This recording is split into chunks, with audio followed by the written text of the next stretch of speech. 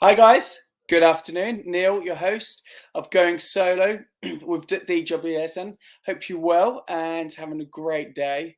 Today we are starting a discussion about new starts. And this is pretty much following on from the conversation we had last week. Oh, excuse my jacket. I'm just back in the homeland of England at the moment. So I popped over for some work, and I've enjoying the winter coldness coming in, and hence the attire for the evening here.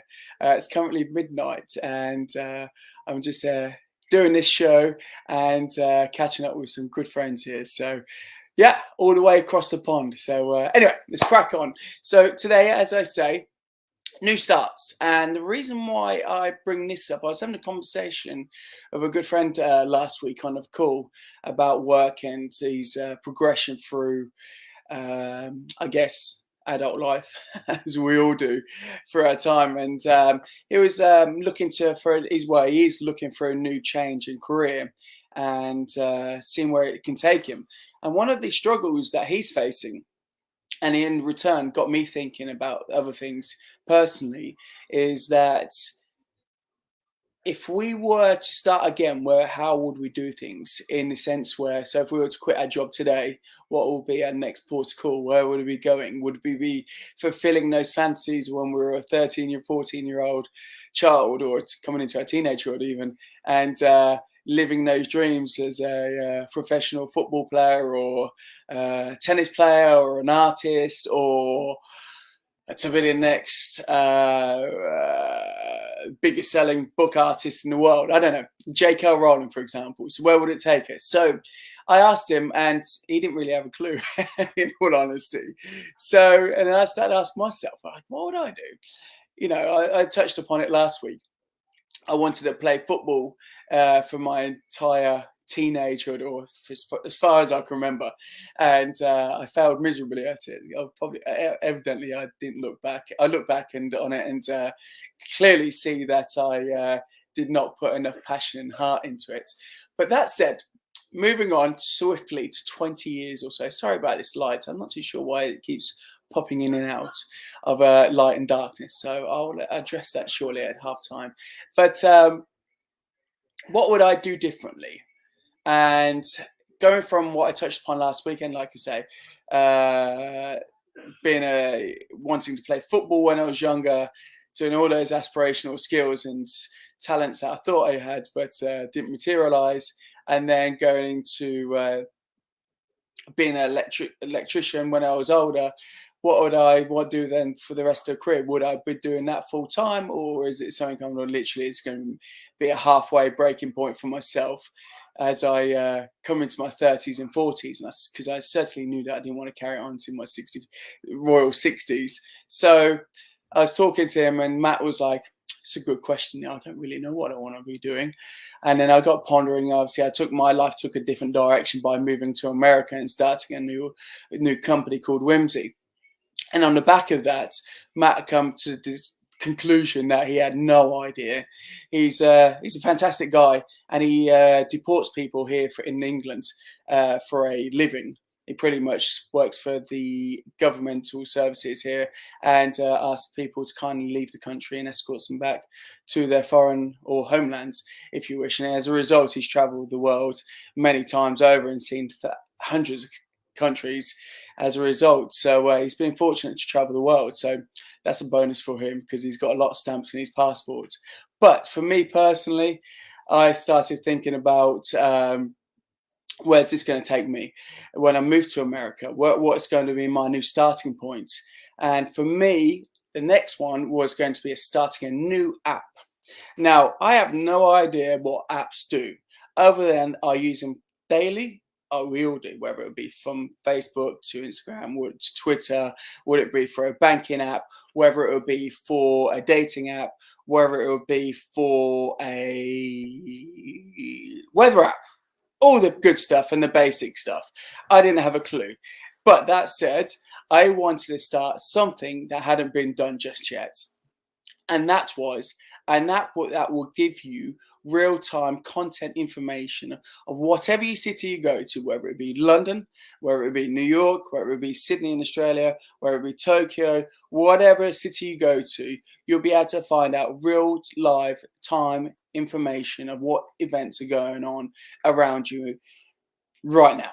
So if that be said, if you want to go see a basketball game, or if you want to go see the latest restaurant opening, or if you want to go see a theatre show, or if you want to go see a amazing performance by your best selling singer or artist, you'll be able to find that instantly and get those tickets in real time, rather than going through a different process of booking a hotel separately, or whether it be finding a the concert separately for a ticket host, whether it be finding a nightclub host, whether it be like going on, for example, something like Open Table, all these fractured services that we have to book individual currencies for the same, to fulfill the evening schedule. You know, from a hotel to a restaurant, to the evening performance that we're going to see, to then find out what latest cocktail bars are, to find then a nightclub, and then obviously consequently then a taxi or a ride home. So all these 5 things, I was like, why can't we bring them all into one application? Now, when I first started this process of thinking of this elusive and fantastic idea, it was rather daunting. And I spoke to many friends back in England and thought, oh, I've got this idea. Sitting in a pub, and I come up with this wacky idea. What do you think? They go, nah, you're not going to do anything. That sounds hard. How are you going to even connect the dots? How are you even going to have a transition of finding the right people, to the money that it's going to take, to finding what it is that's going to be the real main source of acquiring the obviously users? And I said, yeah, that's a good point, actually. It's a very good point about that. And I was like a little bit taken back by it. So I gave it some thought for about 5 minutes, and I thought, sod it, I was going to ask some people who might know. So that's where I started with it all. But just backing up some from when I started this initial idea with Whimzy, is that I didn't know really what direction to take this in, whether it would be through an application or whether it would be through a website. But one thing I did know is I wanted to do something that no one's done before. And I also realized, had the mindset of that I want to do something that is undoable right now. And is undoable, is not, yeah, no one's doing it right now. And yeah, thank you, Matt. I appreciate the comment on that. Matt, sorry, for those who obviously can't see, Matt just private messaged me and he said, yeah, you were bonkers at the beginning of all this. You had this wacky idea, and now look, it's coming to life. So thank you, Matthew. But where were we? Yes, so when I first left England and was coming to the thought and realization of this aspiration of that, I didn't want to be an electrician anymore. I didn't want my last 10 years or 15 years, I beg your pardon, when I started my apprenticeship at 17 years old, I didn't want that to be my defining factor in my life, that I was an electrician for the remaining 45 years of my youthism. There we are. Youthism. I didn't want to be retiring and just thinking I've only been an electrician for the last 40 years. Now, there's nothing wrong with being an electrician for 40 years. I just didn't care to do it for the 40 years of my of youthism and enjoying, crawling around hands and knees, and I didn't want to do that. And I always knew I'd be looking for a new chapter, a new start, and a new challenge. Though one thing that kind of got me when I was younger is that I didn't really have the support from my parents, shall we say, and those who closest to me at those tender years in my late teens, early 20s, then going obviously consequently into my late 20s. I didn't really find that I had the support, whether that be, like, say, from my parents, immediate family, partner at the time, even then going into my 30s and similar girlfriends experiences. I didn't have that support, I feel, where they would literally wholly and wholeheartedly support me to the capacity that I would need to fulfill those dying ambitions. And I think that's many of the reasons as to why I probably put them off until I broke free of those relationships. And that probably wasn't there were sole reasons to why I broke that or ended those relationships. But what it did show me and allow me to see more clearly is that how these external voices that we hear and opinions that we take on board, because we all listen to them, whether we choose to or not in the moment, see it, but we always you go away from the conversation, or whether we're laying in bed by our own and recollecting the day or the comments or obviously the moments that we shared with people and taking on board what they said. Are we actually taking on board truly what they say as to be a hindrance, or whether it is to be an actual blessing in disguise? Because do we choose to listen to their fears that they're putting on us, or to their misconceptions of what we're actually capable of, or actually do we want to do this to fulfill our own fantasies and our own desires enough to fulfill them it on a global scale, not just for us, for our families that obviously are going to come further down the line. Because what we do now is going to have a ripple effect in 10 to 15 years' time of new doors and new chapters being created. And within that, I've certainly started realizing in my late 30s, as I ponder on getting very close to the tender age of 40, that I definitely took on the other people's opinions to the extent where it kind of slowed me down in some capacities of my life. My parents were, sorry, mum and dad, if you ever see this. My parents were very heavy on me getting an apprenticeship from my in my late teens, and it was never something I actually truly desired to do. It allowed me to do many things on the back of it, granted, but in my early days, as I was coming through maturity, so to speak, in my late teens, they were not keen on me doing anything outside of other than getting an apprenticeship. I remember walking to work one day. I used to work at Hilton. I used to do what's called civil servicing here in England. You know, you got these beautiful weddings you go to, and these huge functions, absolutely stunning. And they got live bands on, and I'll be in a little waistcoat and white shirt with dicky bow, and I look good for like a snotty teenager. It's 16, 17 years old, 18. And we're doing all this silver servicing and come around presenting meals and dinners and so on and so forth, and then closing out the night with drinks and desserts. And I remember going to work one night and seeing all these older people, like they're in their late teens, I believe, yeah, early 20s, and going off to university and fulfilling their fancies of what is they want to become a doctor, whether they want to become a journalist, whatever it may have been. I was quite taken by their desires and their ambitions to create something more than what they are currently. Whereas I'll go home and say, "Oh, Dad, I still want to play football. Dad, I don't want to be an electrician." He goes, "No, son, you need an apprenticeship." I'm like, "Why? Why do I need this? Help me to understand as to why I need this so desperately." Because I'm 17, I have no money other than what I'm working like for £100 a week. I can't remember how much I used to earn, but for £100 a week or whatever it was. And I was like, why do I need to do this? If I stop, I'm as rich as what I was when I started this. I have you to some degree, or I just go get another paper round. But why do I need to do this? I just want to play football. And never could really justify the answers to why he stopped me from playing. So then I really then just went back to working at Hilton until I got encouraged to go to college, to become a electrician. And I didn't realize that until, into my late 20s. So I was like, oh, I don't want to be doing this for much longer. And I got the opportunity to start my own company when I was early in my 20s. So I took it wholeheartedly, done it, jumped straight into it. I came back from traveling. I thought, I'm not going back to work for someone. And I went and done it. I started my own company, and I thrived at it for 10 to 12, for the next 12 years. Sorry.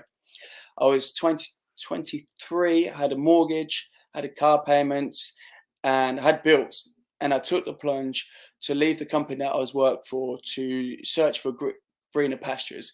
Maybe I was a little bit naive. I suspect I probably was at that point and those ages. I certainly did. The girlfriend that I was with at the time, Leanne, she was incredibly supportive of me. She said, just go do it.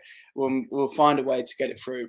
She was great support. But then as the money certainly dried up, and the holidays didn't come so often, even if it was just a quick hop across the channel to go to Spain or France, they certainly didn't come as often as what they once did when I was working for a company, and that put a lot of fractures in our relationship and strains, to the point where we eventually broke up over many different things. But it did make you realize that if you're not brave enough to live your dreams, then I certainly believe that we harbor a lot of guilt on ourselves, to the point where we have to take an inward look upon what we're choosing to do each day, effectively, to some degree.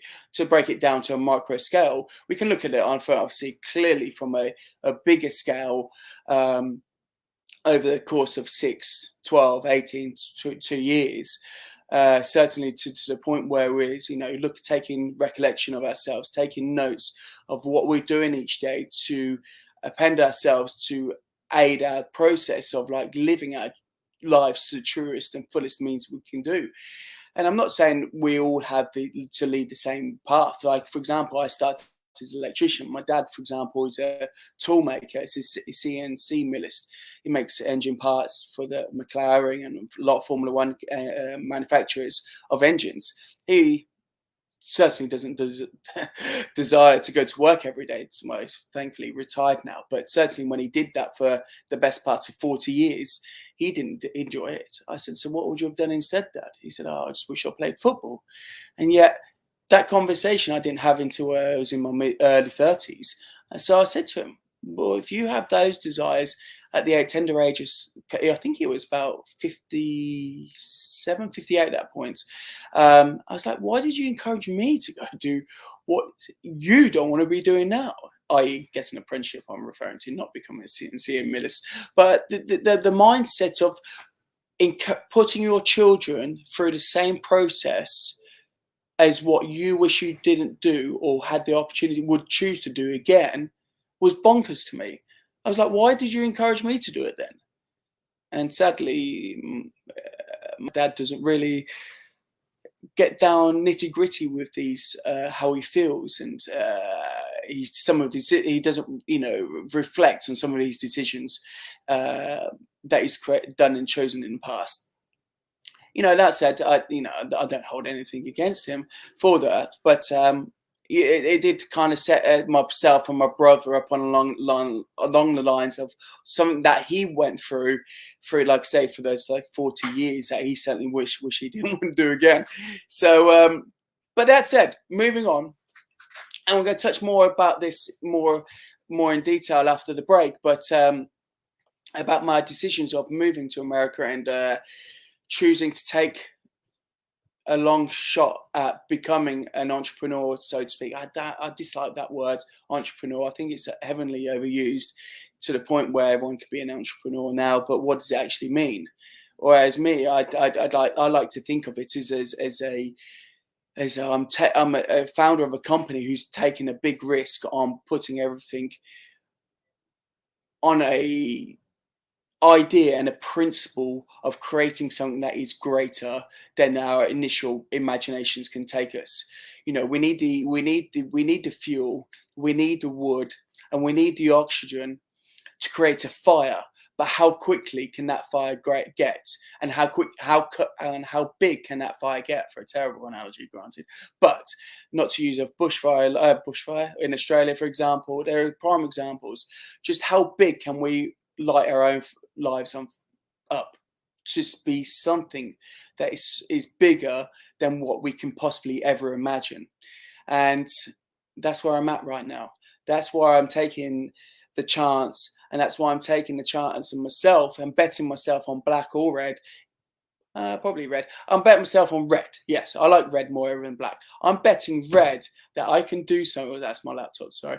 I can do something bigger and better than I've imagined to date. That said, we're going to take a quick break, say hello to our sponsors, and thank you for your kindness of sponsoring our great show. And we're going to come back shortly to discuss taking the plunge on ourselves before it's too late, creating something bigger than we've imagined. So stay tuned, come back, and see you shortly after this quick break. What are you laughing at me for? You're brilliant. No, you're mocking me. Oh.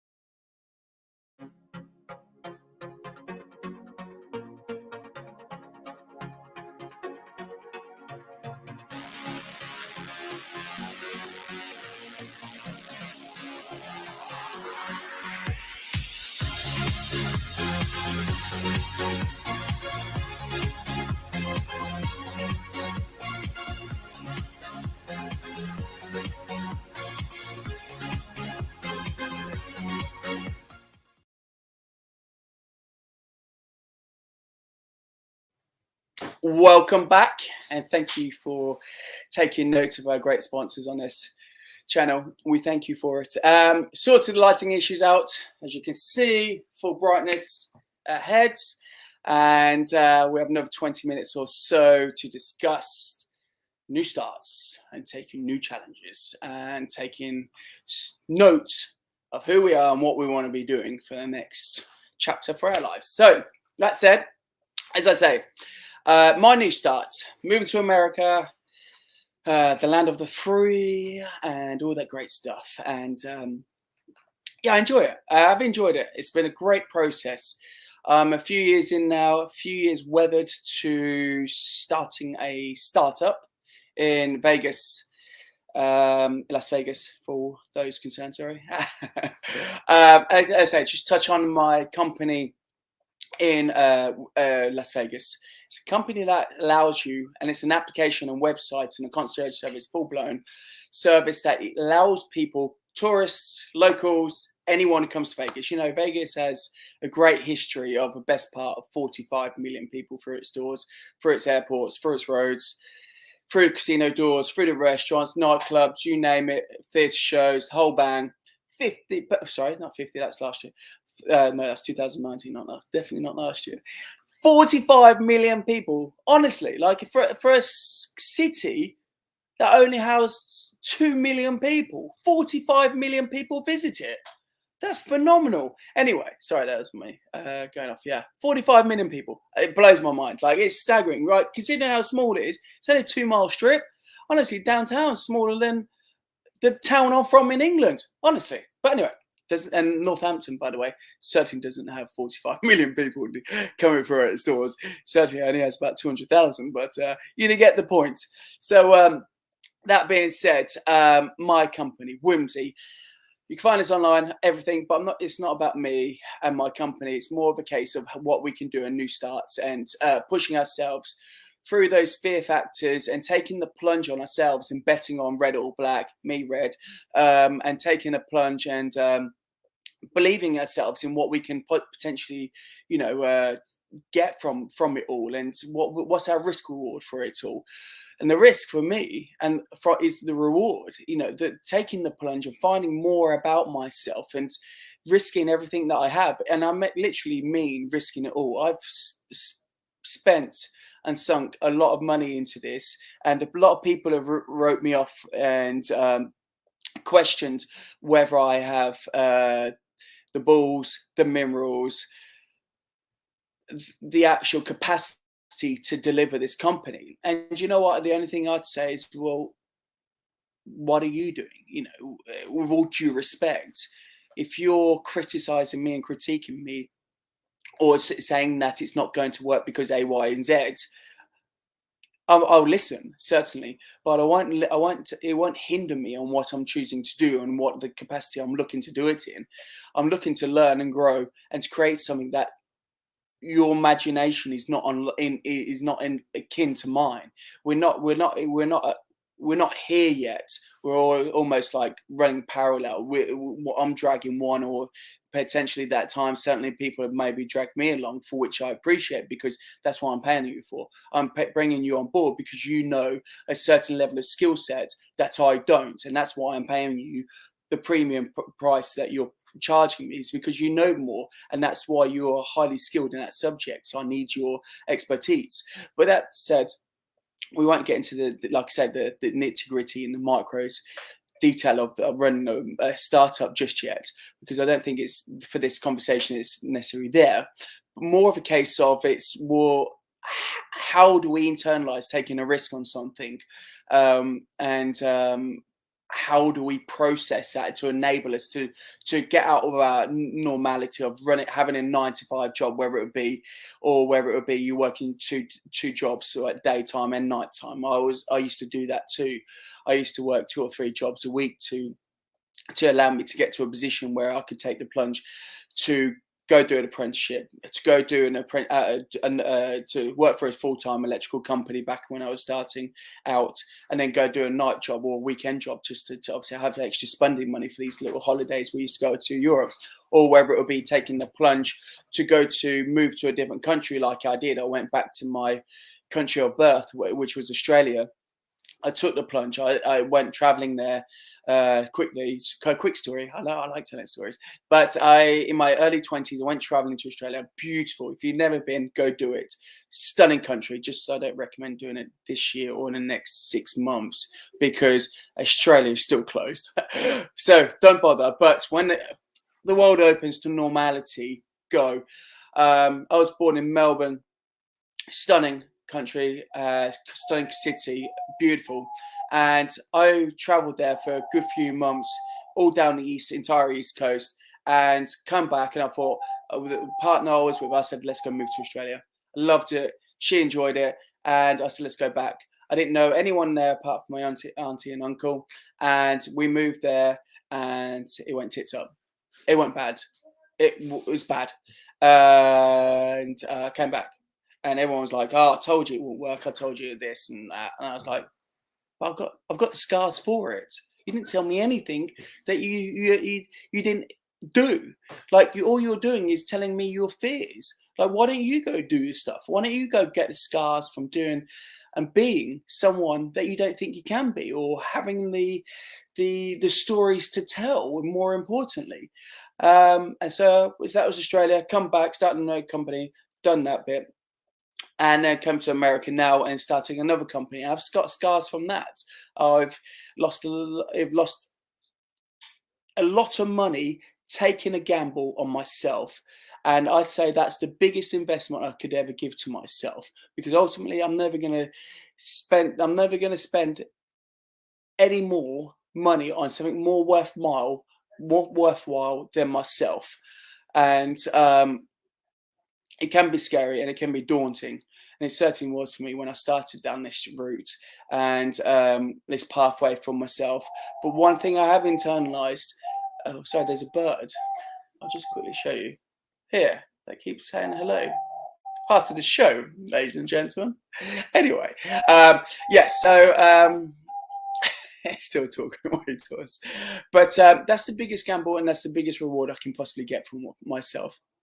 And the new start for me is the realization that is no one's going to give you that strength of character. No one can prop you up each day to keep going through these new chapters, for jumping those hurdles, taking on those challenges. You go knocking on doors to meeting, speaking with investors or speaking with businesses to show this is the business what we've got, this is our business model, and this is what we can do for you, and how we can improve your turnover in custom and bottom line revenue, for example, as a pointing case for ourselves. But it's a gamble, and there is no clear route for which someone's going to say yes, it's going to 100% work, because no one knows. That's the whole point to it. The purpose, if there's no risk and there's no reward, it's a very simple process. And I think we allow ourselves to, and I certainly did at the beginning of this. Please don't get me thinking I'm just singing to the choir here. I was one of those. I listened to those fears, and I thought, oh, Jesus Christ, just how high can this going to be? Like when I started meeting developers, and they were saying it's going to cost X amount of dollars initially to start this process of developing an app, and I was like, sorry, how much? How much did you say this is going to cost me? I was like, I haven't got that much money. I was like, okay, how long can I afford you for? I remember the first one was like a month. I can build this for a month. I was like, okay, how long is the app going to take to build? 6. I was like, then what? Then what am I going to do? I spent a month's worth of my savings to have a month, but I need another 5 months. So where do I get the money from? How am I going to survive? How am I going to put food on the table for myself? Where am I going to live? I've got to live somewhere while I'm doing all this, and this is the process that I went. And I was like, damn, this is actually hard. Who do I know that can help me? And through process and elimination and digging my heels in and working up a sweat, a lot of sleepless nights as well, I found the money through other ventures and going back to work while other people work for me, building this development and building out an app and building out this vision that I had, for them to say after 6 months, I can't complete it because I'm going traveling. That's exactly what happened. The developer said to me after 6 months, Neil, I can't finish the beta.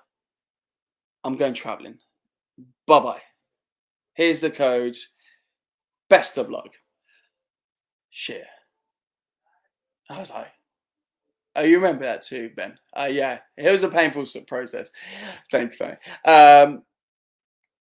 So then I went back, got in contact, went on the usual conversations of, do you know of any developers in town, going to local startups and so on and so forth. And there was a startup community in Vegas at the time that wasn't really prolific. It was a little bit hit and miss. Some weeks were good, some months bad, so on and so forth. Found another developer in California. He sounded great. All the bells and whistles. He could deliver this and he could deliver it in this time window. Brilliant. Let's do it. Let's push on. Turns out 3 months later, he shipped out all the development, all the development to India. And that's a royal waste of time and money. There was no recourse from it, and it cost me a lot of time and severely more investments. So then I found another developer. This one came highly recommended. I met a friend who is a distant friend now. We sort of lost touch over time. He's gone separate ways, but he lived in Barcelona at the time. And he recommended me to go look for these guys on Upwork. He heard of them through a few of recommendations. He found them for me on Upwork. We got having a couple of conversations back and forth between the four of us, and everything seemed great. 6 months later, development's almost in process, and then I come up with the idea to go to this networking event in Vegas. It was a coding event, and I got talking to this other developer, and I said, "Hey, I got a slight problem here. I got a team of I got 2 developers working on this in California, but it's taken them 6 months to deliver what some guys did for 3 months to what one guy did 4 months. So can you help me? He goes, yes. I said, thank you. He comes on board, looks at all their code, looks at all the underwriting issues, looks at their testing facility for the code and the background of what they've developed. And he goes, Neil, this effectively is a load of hogwash. Get rid of it. Get rid of the lot. Came on as a consultant for 2 weeks, looked at the entire code from these 3 developers that promised me there will be a continuation from each because there was a handover period to each developer. And it was awful. It was absolutely dreadful. And we started the whole process from the last 11 to 12 months of hard work by others and a lot of time invested by myself for the continuation of the development of the app. There to realize, have a consultant come on board and say, Neil, this is dreadful coding. This is dreadful. The base for which this is built upon is like a cracked foundation. This is going to give out anytime you get any huge amount of demand on the application. Get rid of it while you can and start again. I was like, what are you doing to this? Who's doing this to me? Come on, stop playing these games. So anyway, short of all of it, the consultant came on board full-time, CEO, and we started developing an app. We're about to release for beta, and then COVID hit. And we all know why that happened. So moving on for the last 18 months, best part, let's say 18, yeah, we're in October, yeah, geez. 18 months. The traction's slowly picking up, and through the process of that 18 months with COVID as our friend and neighbor for the last, like I say, for the last couple of years now and going forward, we've pivoted since then. We have changed business models, and we're also now excuse me, in partnerships with multinational casinos and resorts to bring Whimzy to life and to give the consumer the ultimate experience when coming for an experience, whether it would be in Vegas, whether it be in New York, whether it be in Florida, whether it be in Miami, whether it be in LA, whether it be in San Diego. We're bringing the ultimate experience to the consumer really soon. And that's the whole point. Like, my new start was something much bigger than I can envision. It's going again. Yeah, like I said, the whole start of this, my new chapter in America. It doesn't matter if it was America. I would have done this in England. I would have perhaps launched it in London or a major city in Europe. It doesn't. The location doesn't really matter. What matters is taking the plunge into something that is bigger than us and to believing in ourselves to be something so enormous that we see something for ourselves wholeheartedly that we can be bigger than ourselves, not just now, in the future, for our predecessors to come behind us saying, wow, look what they did. Look what I don't like using some obviously big names, but you know, you got like Henry Ford. You got people walking on the moon, for example, in the 60s, whether it's 60s, whether you believe it or not, it doesn't really matter.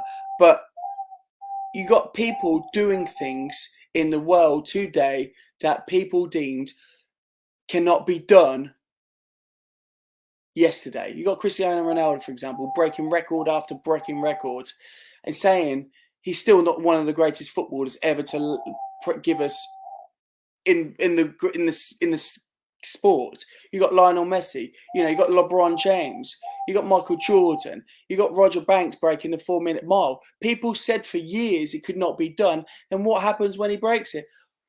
Hundreds of people then go and break it. The only thing that stops us is this.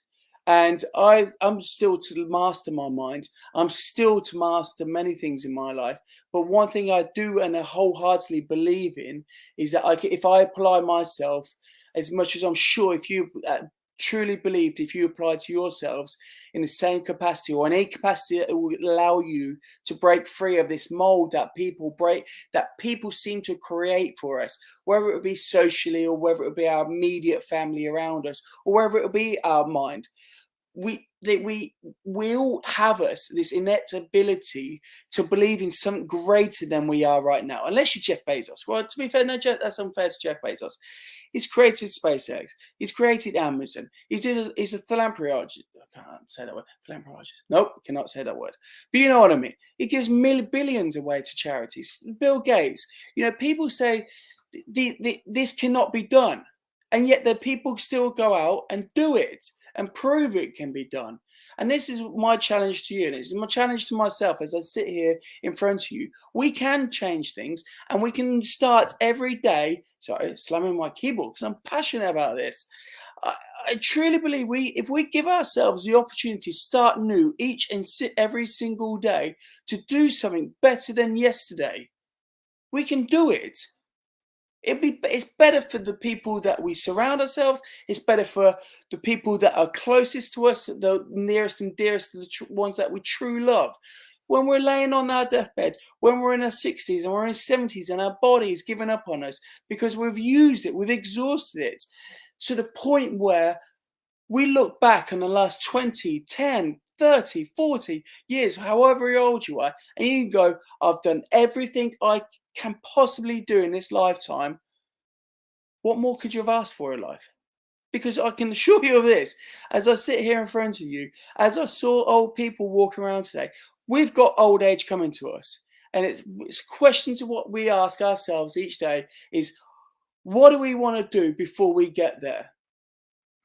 What are we going to do to change the way we think and what we do to allow us to start a new challenge and a new start each day to allow us to be the people that we wanted to be when we're 13, 14, 15, 16, 17 years old?